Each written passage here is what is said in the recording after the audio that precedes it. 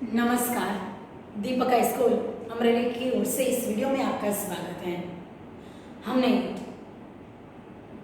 इसके पहले जो वीडियो देखा था, पहला भाग देखा था, कृति नंबर 13 साधुपदेश, कक्षा 10वीं की हिंदी की कृति नंबर 13 साधुपदेश, और कवि उनके काका हाथरस जी। साहित्य प्रकार हास्य व्यंग्य। तो इस काव्य का पहला विभाग हमने देख लिया। अब दूसरा विभाग, और हमने यह भी देखा था कि साधुपदेश तो संधि विच्छेद होगा, साधु वत्ता उपदेश, और विग्रह करे इस शब्द का तो साधु का उपदेश, और होगा षष्ठी विभक्ति संबंध तत्पुरुष समास। तो कवि काका हाथरस जी को उसने किस प्रकार अपना तखल्लुस रख लिया। काका हाथरस, उनका मूल नाम जो प्रभुलाल गर्ग था, और हाथरस के एक नाट्य मंच पर काका की भूमिका निभाते समय उसने खुद अपना नाम काका हाथरस रख दिया। और उनका जो साहित्य प्रकार है वो है हास्य व्यंग्य, व्यंग्य यानी कटाक्ष। तो उसने ऐसे साधु उपदेश यानी कोई सज्जन के बारे में नहीं है। साधु का अर्थ होता है सज्जन, परंतु यहाँ पर कोई सज्जन व्यक्ति का उपदेश नहीं है। उपदेश यानी सीख, सलाह। परंतु जो पाखंडी साधु है वह किस प्रकार अपने भक्तों को उपदेश देते हैं उनके बारे में यहाँ पर वर्णन है। तो हमने कवि की यह पंक्तियां भी देख ली कि कवि क्या कहते हैं काका हाथरसी जी। तो यह भी हमने देख लिया कि ऋतुओं में बसंत की, साधुओं में संत की, मठ में महंत की महिमा अनंत है। मुखड़े में काल की, मांग में गुलाल की, तबले में ताल की महिमा अनंत है। यानी कि साधुओं में जो संत होते हैं, सच्चे संत होते हैं, उनकी महिमा अनंत है, उसके महिमा का कोई अंत नहीं। महिमा यानी महत्व। तो यह भी हमने पहले विभाग में समझ लिया था। अब दूसरा विभाग, अब हमने यह भी परिचय लिया था कि किस प्रकार कवि ने इस हास्य व्यंग्य रचना के द्वारा जो पाखंडी साधु अपने भक्तों को उपदेश देते हैं और किस प्रकार उसे पाखंड सिखाते हैं, उसके बारे में हमने इस लेखक के परिचय में देख लिया। और हमने पहले परिच्छेद में यह भी देख लिया कि पाखंडी साधु अपने भक्तों को यह उपदेश देते हैं कि आइए प्रिय भक्तगण, मुझसे मेरे कुछ उपदेश सुन लीजिए। और आपने आज तक कई पोथी यानी पुस्तकें पढ़ ली होगी। पहले परिच्छेद का अर्थ हम फिर से करेंगे। आपने कई पुस्तकें पढ़ ली है, परंतु आज मुझसे मेरे कुछ गुण लीजिए। आपको मेरे जैसा, पाखंडी साधु कहते हैं कि आपको मेरे जैसा बनना हो तो हाथ में गोमुखी रखिए और उसकी माला सदा हिलाते रहिए। आप ऊपर से नम्र बने परंतु अपने हृदय में कपट रखे। तो पाखंडी साधु अपने जैसा बनने का अपने भक्तों को उपदेश देते हैं। तो यह साधु की सीख है, यह उनके भक्त है। साथ ही साथ हमने यह दूसरा परिच्छेद भी देख लिया था कि पाखंडी साधु अपने भक्तों को क्या उपदेश देता है कि आप नगर से बाहर मेरे जैसा अगर बनना हो तो आपको नगर से बाहर बगीचे में किसी भी जगह एक झोपड़ी बनानी चाहिए। और साथ ही साथ अपनी देह को अगर आपको चमकानी है, दीप की तरह चमकानी है, तो उस पर चंदन का लेप कीजिए। साथ ही साथ अपने मस्तक को, अपनी खोपड़ी को सिप जैसी बनानी हो तो उस पर उसका मुंडन करा लीजिए। और अगर कोई तार्किक व्यक्ति या वहाँ की तस्वीर, यहाँ की सभी की तस्वीर दी गई है, और यह भी कहता है पाखंडी साधु कि कोई व्यक्ति आपके पास तर्क करने के लिए आए, दलील करने आए और आपकी पोल न खुल जाए क्योंकि आपके पास कुछ ज्ञान नहीं है, आप अज्ञानी हैं, आप पढ़े लिखे नहीं हैं, और इसीलिए आपका रहस्य पोल यानी रहस्य, आपका रहस्य खुल न जाए और इस वजह से आप डरिए नहीं।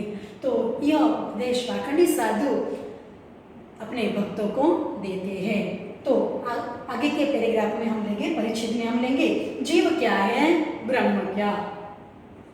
जीव क्या है, ब्रह्म क्या, तू कौन है, मैं कौन हूँ। तो कोई तार्किक व्यक्ति, कोई विद्वान व्यक्ति, पाखंडी साधु अपने भक्तों को कहते हैं कि कोई ज्ञानी व्यक्ति आपके पास तर्क करने के लिए आए, दलील करने के लिए आए कि आत्म जीव क्या है, ब्रह्म क्या है। जीव का अर्थ होता है आत्मा, या आपको पूछे, तार्किक व्यक्ति पूछे आपको कि जीव क्या है, ब्रह्म क्या है, वह ब्रह्म यानी परमात्मा, तो आत्मा क्या है, परमात्मा क्या है। तो कोई ज्ञानी व्यक्ति आपसे पूछे कि आत्मा क्या है, परमात्मा क्या है, साथ ही यह भी तू कौन है, मैं कौन हूँ, यह समझने के लिए आए कि आप कौन है, मैं कौन हूँ, स्लेट पर लिख दो महोदय। तो पाखंडी साधु अपने भक्तों को कहते हैं, अपने जैसा बनने की सीख देते हुए कहते हैं कि आप तुरंत ही स्लेट पर लिख दो, यह स्लेट की तस्वीर है। यह पाखंडी साधु अपने यहाँ तार्किक व्यक्ति तर्क करने आया है, उसे उत्तर देते हैं, तो यह पाखंडी साधु है। और यह कहते हैं, यह भी पाखंडी साधु, टॉक टू यू लेटर, मैं आपसे बाद में बात करूंगा। तो और यहाँ पर यह पाखंडी साधु की तस्वीर दी गई है। तो स्लेट पर लिख दो महोदय, महोदय मानवाचक शब्द है, स्लेट, यहाँ पर स्लेट दी गई है। आजकल मैं मौन हूं, आपको क्या लिखना है, आप मौन है ऐसा आप दिखावा कीजिए, क्योंकि आपको तर्क जो करने आया है तार्किक विद्वान कि आत्मा क्या है, परमात्मा क्या है, मैं कौन हूँ, आप कौन है, तो आपको इस प्रश्न का उत्तर मालूम नहीं है, क्योंकि आप ज्ञानी नहीं है। और इसीलिए आप तुरंत ही स्लेट पर लिख दो कि आजकल मेरा मौन व्रत चल रहा है, मैं मौन हूँ, मौन यानी चुप, मेरा मौन व्रत चल रहा है। धर्म संकट शीघ्र ही इस युक्ति से कटे जाएंगे। धर्म संकट, धर्म रूपी संकट, संकट है पर धर्म के बारे में, धर्म रूपी संकट, तो यहाँ पर बनता है कर्मधारय समास। धर्म रूपी संकट, व्याकरण होता है समास और उसमें बनता है कर्मधारय समास। धर्म रूपी संकट, संकट यानी मुसीबत, शीघ्र એટલે तुरंत, शीघ्र का अर्थ होता है तुरंत, शीघ्र, तुरंत, फौरन, जल्दी, यह सभी समानार्थी हैं, शीघ्र, फौरन, तुरंत और जल्दी। धर्म संकट शीघ्र इस युक्ति से, युक्ति यानी तरकीब, कौन सी तरकीब, तो आपका मौन व्रत चल रहा है, ऐसा आप स्लेट पर लिख दो, तो इस युक्ति से कट जाएंगे, कट जाना यानी दूर हो जाना, तो आपके ऊपर जो धर्म संकट आया है वह कट जाएगा, दूर हो जाएगा। सामने से तार्किक विद्वान या तार्किक विद्वान है, तर्क करने वाला, तार्किक का अर्थ होता है तर्क करने वाला, तो यह कर्तुवाचक संज्ञा होगी तार्किक, तर्क करने वाला, विद्वान, विद्वान यानी बहुत ही ज्ञानी। सब हट जाएंगे मतलब चले जाएंगे, तो जो तार्किक विद्वान तर्क करने आया है वह वहां से चला जाएगा और आप उनको मौन व्रत धारण के करके मन में उसे बाय बोल दीजिएगा। तो पाखंडी साधु अपने भक्तों को अपने जैसा बनने का, पाखंड करने का उपदेश देते हुए यह कहता है कि अगर आपके पास कोई तार्किक व्यक्ति आए, तार्किक विद्वान यह तर्क करने के लिए आए कि जीव क्या है, ब्रह्म क्या है, यानी आत्मा क्या है, परमात्मा क्या है, आप कौन हैं, मैं कौन हूँ, तो इस प्रश्न का आपको उत्तर पता नहीं है, मालूम नहीं है, क्योंकि आपके पास कुछ ज्ञान नहीं है, आप पढ़े लिखे नहीं, और इसीलिए अपने भक्तों को कहता है पाखंडी साधु कि आप जल्दी से शीघ्र ही स्लेट पर यह लिख दो कि महोदय आजकल, आज या कल, अथवा आज और कल द्वंद्व समास है या द्वंद्व समास है, तो आजकल मेरा मौन व्रत चल रहा है और इसीलिए आपके ऊपर जो धर्म संकट आया हुआ है, धर्म के बारे में जो संकट आया हुआ है, धर्म रूपी जो संकट आया हुआ है वह तुरंत ही इस युक्ति से, इस तरकीब से दूर हो जाएगा और जो तर्क करने आया हुआ जो विद्वान है वह भी वहां से चला जाएगा। तो इसीलिए आपकी पोल न खुल जाए और इसीलिए आपको यह बताना है, स्लेट पर यह लिखना है कि आपका मौन व्रत चल रहा है और आपके मौन व्रत के कारण तार्किक विद्वान आपसे कुछ तर्क करेगा, कुछ प्रश्न पूछेगा नहीं, और इस प्रकार आप बच जाएंगे, आपकी पोल खुलने जाएगी और इसीलिए आप ऐसा स्लेट पर लिख दो। तो फिर से इस परिच्छेद का हम अर्थ करेंगे। कृति 13 साधुपदेश, कवि काका हाथरसी जी प्रस्तुत। तीसरे परिच्छेद में पाखंडी साधु अपने भक्तों को उपदेश देते हुए, अपने जैसा बनने का उपदेश देते हुए यह कहता है कि अगर कोई तार्किक विद्वान आपके पास यह तर्क करने के लिए आए, दलील करने के लिए आए, आपके पास यह प्रश्न पूछने के लिए आए कि आत्मा क्या है, परमात्मा क्या है, आप कौन है, मैं कौन हूँ, और आपको इस बारे में कुछ भी पता नहीं है, आपके पास ज्ञान नहीं है और इसीलिए आपके ऊपर जो धर्म संकट आया है वो धर्म संकट चला जाए, इसीलिए आप अपने स्लेट पर अपने पास एक स्लेट रखिए और उस पर लिख दीजिए कि महोदय आजकल, वो तार्किक विद्वान को कहे कि महोदय आजकल मेरा मौन व्रत चल रहा है और इसीलिए मैं कुछ भी बोल सकता नहीं हूँ और इसीलिए आपके ऊपर जो धर्म रूपी संकट, धर्म संकट आया हुआ है वह दूर हो जाएगा और जो तार्किक विद्वान आपसे तर्क करने आया है, प्रश्न पूछने आया है, जिसका उत्तर लेने आया है वो आपका मौन व्रत है ऐसा समझकर वहां से चला जाएगा। फिर से एक बार इसका अर्थ करेंगे। कृति नंबर 13 साधुपदेश कवि काका हाथरसी जी प्रस्तुत परिच्छेद में, तीसरे परिच्छेद में पाखंडी साधु अपने भक्तों को उपदेश देते हुए यह कहता है कि जब आपसे कोई तार्किक विद्वान या तर्क करने के लिए आए कि आत्मा क्या है, परमात्मा क्या है, जीव क्या है, ब्रह्म क्या है, आप कौन है, मैं कौन हूँ, और उस वक्त आपको कुछ भी पता नहीं, उस प्रश्न का उत्तर मालूम नहीं और इसीलिए आप जल्दी से अपने स्लेट पर यह लिख दो कि महोदय आजकल मेरा मौन व्रत चल रहा है और इसीलिए आपके ऊपर जो धर्म संकट आया हुआ है वह दूर हो जाएगा और तर्क करने आया हुआ जो तार्किक विद्वान है, ज्ञानी व्यक्ति है, वह भी वहां से चला जाएगा। तो यह हुआ हमारा तीसरा परिच्छेद। अब आखिरी परिच्छेद हम ले तो पाखंडी साधु अपने भक्तों को और उपदेश देता है। पाखंडी साधु अपने भक्तों को पाखंड करने का उपदेश देता है। क्या कहता है कि जा निष्काम सेवा, निष्काम यानी बिना काम के, काम यानी स्वार्थ, तो निष्काम का समानार्थी होगा निस्वार्थ, निस्वार्थ यानी बिना स्वार्थ के। तो यह बात उसने सिर्फ एक ही बात उसने अच्छी कही कि आपको, परंतु अब थोड़ी देर के बाद अब देखिएगा कि फिर से वह उसे दूसरी गलत राह दिखाएगा, गलत बात कहेगा।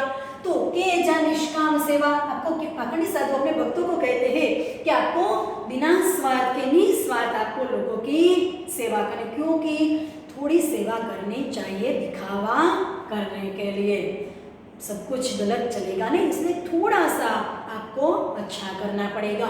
तो कहते हैं कि ये जा निष्काम यानी बिना स्वार्थ के, बिना उसमें काम के, तो निष्काम जिसमें कुछ भी स्वार्थ नहीं है वह, जिसमें कुछ भी स्वार्थ नहीं है वह तो बनेगा बहुव्रीहि समास, व्याकरण बनेगा, समास बनेगा बहुव्रीहि समास। निष्काम जिसमें कुछ भी स्वार्थ नहीं है वह तो निस्वार्थ, तो आपको बिना स्वार्थ के, निस्वार्थ आपको लोगों की सेवा करनी है। सब फलेच्छा छोड़कर, फलेच्छा संधि विच्छेद होगा, फल वत्ता इच्छा, फल यानी परिणाम, फल का अर्थ होगा परिणाम, फल यानी फ्रूट के बारे में नहीं है, परिणाम है। तो फल के बारे में यहाँ पर कुछ बताया नहीं, लेकिन परिणाम, फल इच्छा यानी फलेच्छा यानी फल की इच्छा, परिणाम की इच्छा छोड़कर, याद फल की जब सताए। अगर आपको ऐसा लगे, पाखंडी साधु अपने जैसे भक्तों को कहता है कि अगर आपको ऐसा लगे कि मैंने यह निस्वार्थ कार्य किया है, मुझे उसका कुछ फल मिलना चाहिए, जब याद फल की जब सताए यानी परेशान करे, फल यानी परिणाम, तो आपको ऐसा लगे कि मैंने लोगों की सेवा की है तो मुझे कुछ फल मिलना चाहिए, कुछ परिणाम मिलना चाहिए। खा पपीता तोड़कर, पपीता, तो यहाँ पर पपीता की तस्वीर दी गई है, पपीता का यह पेड़ है। तो यह कहते हैं खा पपीता तोड़कर, तो पपीता तोड़कर खाना, पपीता तोड़कर खाना ऐसा मुहावरा ले। तो यहाँ वहाँ हाथ मारकर जो भी हाथ में आए वह ले लेना, यहाँ वहाँ हाथ मारकर जो भी हाथ में आए वह ले लेना, यानी जो भी मिले वह पा लेना, छीन लेना, ले लेना। तो ऐसा उपदेश पाखंडी साधु अपने भक्तों को कहता है कि तुम्हें लोगों के सामने अच्छा बनने के लिए एक काम अच्छा करना है कि लोगों की निष्काम निस्वार्थ सेवा करनी है, और वह भी कैसी, फलेच्छा छोड़कर, परिणाम की इच्छा छोड़कर। तो पाखंडी साधु अपने भक्तों को कहता है कि आपको फल की इच्छा छोड़कर, परिणाम की इच्छा छोड़कर आपको निस्वार्थ सेवा करनी है। परंतु अपने मूल स्वभाव में आता है वो पाखंडी साधु और अपने भक्तों को कहता है कि परंतु आपको जब फल की याद सताए, जब आपको आपने जो कार्य किया है उसका आपको परिणाम चाहिए, उसका कुछ फल चाहिए, तो आप पपीता तोड़कर खा लीजिए। यानी कि जो भी यहाँ वह हाथ मारकर जो भी हाथ में आए वह आप ले लीजिए। स्वर्ग का झगड़ा गया, स्वर्ग का झगड़ा गया यानी कि उसका अर्थ यह होगा कि आपको स्वर्ग मिलेगा, यह आप मत सोचिए, क्योंकि पाखंडी साधु खुद जानता है कि वो क्या कर रहा होता है और इसलिए अपने भक्तों को कहता है। यहाँ पर स्वर्ग की और नरक की तस्वीर दी गई है कि नरक में कैसा होता है, स्वर्ग में कैसा होता है। तो कहता है कि स्वर्ग का झगड़ा गया, तो आप स्वर्ग के बारे में मत सोचिए, क्योंकि आपने जो कुछ भी कार्य किए, जो जितने भी कार्य किए वह अच्छे नहीं किए और इसीलिए आपको स्वर्ग मिलेगा नहीं। भय भी नरक का छोड़ दो, आप नरक में जाएंगे ऐसा भय भी छोड़ दो, आपको नरक मिलेगा ऐसा भय भी मत रखिए। क्यों? तो इसके बारे में अब अगली पंक्ति में बताते हैं। पाप घट भर जाए तो काशी पहुंचकर फोड़ दे। पाप घट, घट यानी घड़ा, घट का अर्थ होता है यहाँ पर घड़ा, तो घट का एक दूसरा अर्थ भी होता है, तो घट का अर्थ हृदय भी होता है, घट का अर्थ हृदय भी होता है। लेकिन यहाँ पर घड़ा, यहाँ पर पाप का घड़ा ऐसी तस्वीर दी गई है, ऐसा घड़ा होता नहीं है, लेकिन जब हमारे पाप ज्यादा हो जाए, हमारे नहीं लेकिन जिसने भी पाप किए हैं उनके ज्यादा हो जाए तो ऐसा बोला जाता है कि पाप का घड़ा भर गया। पाप घट, पाप का घट, तो यह व्याकरण होगा और होगा समास। पाप का घट और होगा षष्ठी विभक्ति संबंध तत्पुरुष समास। पाप का घट, पूर्व पद, उत्तर पद और का शब्द से बनता है उनका विग्रह, पाप का घट यानी तत्पुरुष समास। तो पाप घट भर जाए तो काशी पहुंचकर फोड़ दो। यहाँ पर काशी नगरी की तस्वीर दी गई है जिसका आधुनिक नाम है वाराणसी। काशी को वाराणसी कहा जाता है और वाराणसी जहाँ पर गंगा नदी पवित्र ऐसी हमारी गंगा नदी बहती है और यह काशी नगरी की तस्वीर है। कबीर के समय में ऐसा कहा जाता था कि काशी में अगर किसी व्यक्ति की मृत्यु हो तो उसे सीधा स्वर्ग मिलता है और इसीलिए कवि यहाँ पर पाखंडी साधु यह कहता है अपने भक्तों को कि आपका घड़ा जब भी भर जाए आप काशी नगरी पहुंच जाइए और काशी पहुंचकर फोड़ दे, यानी जो हमारी पवित्र ऐसी गंगा नदी है उसमें एक डुबकी लगाइए तो आपके सभी पाप धुल जाएंगे और इसीलिए आपको नरक मिलेगा नहीं, स्वर्ग तो नहीं मिलेगा लेकिन नरक भी नहीं मिलेगा। तो यहाँ पर गंगा नदी में कोई व्यक्ति डुबकी लगा रहा है तो गंगा नदी में एक डुबकी लगाने से हमारे पाप धुल जाते हैं।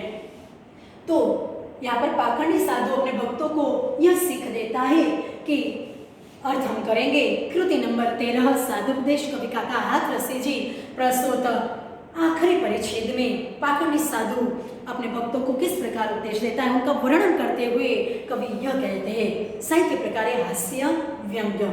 तो उसमें यह कहता है कि आपको बिना स्वार्थ के पाखंडी साधु अपने भक्तों को यह उपदेश देता है कि आप बिना स्वार्थ के यानी निस्वार्थ आप लोगों की सेवा कीजिए और किस प्रकार, तो फल की इच्छा छोड़कर। आप पाखंडी साधु अपने भक्तों को कहता है कि आप परिणाम की इच्छा छोड़कर लोगों के निष्काम यानी निस्वार्थ सेवा कीजिए। आपको परिणाम के बारे में सोचना नहीं है, परंतु जब आपको ऐसा लगे कि मैंने निस्वार्थ भाव से सेवा की, मुझे फल मिलना ही चाहिए, तो आपको जब फल की याद सताए तो आपको पपीता तोड़कर खा लेना है, यानी कि यहाँ वहाँ हाथ मारकर जो भी हाथ में आए वह ले लेना है। आपको स्वर्ग आपने जो कार्य किए हैं और इसीलिए आपको स्वर्ग नहीं मिलेगा और आपको नरक भी नहीं मिलेगा, क्योंकि आपका जब पाप का घड़ा भर जाए, क्योंकि आपका जब पाप का घड़ा भर जाए तो आप काशी नगरी पहुंच जाइए और गंगा नदी, उस काशी नगरी में जो पवित्र ऐसी गंगा नदी है उसमें एक डुबकी लगा लीजिए जिससे आपके सभी पाप धुल जाएंगे और इसीलिए आपको नरक मिलेगा नहीं। फिर से एक बार हम आखिरी परिच्छेद का अर्थ करेंगे। कृति नंबर 13 साधुपदेश, कवि काका हाथरसी जी, साहित्य प्रकार हास्य व्यंग। प्रस्तुत आखिरी परिच्छेद में पाखंडी साधु अपने भक्तों को उपदेश देते हुए यह कहता है कि हे भक्तगण, आपको फल की इच्छा छोड़कर निष्काम यानी निस्वार्थ लोगों की सेवा करनी है।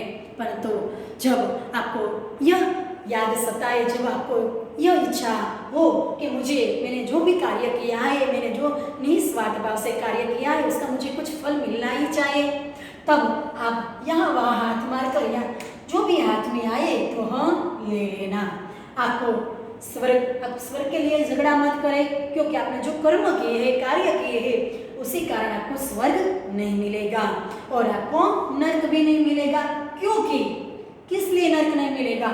तो इसीलिए कि जब आपने जो पाप किए उनका घड़ा भर जाए तो आप तुरंत ही काशी नगरी पहुंच जाइए और उसकी गंगा नदी में, काशी नगरी में जो पवित्र है से हमारी गंगा नदी बहती है, उसमें एक डुबकी लगाइए, जिससे आपके पाप धुल जाएंगे और आपको नरक मिलेगा नहीं। तो इस प्रकार कवि काका हाथरसी जी पाखंडी साधु अपने भक्तों को किस प्रकार उपदेश देते हैं, किस प्रकार इस समाज में, इस दुनिया में पाखंड फैलाते हैं और किस प्रकार हमें उनसे दूर रहना चाहिए, इसके बारे में हमें यहाँ पर समझ ली गई है। तो यहाँ पर हमारा काव्य हम पूर्ण करते हैं। आशा है आपको समझ में आया होगा।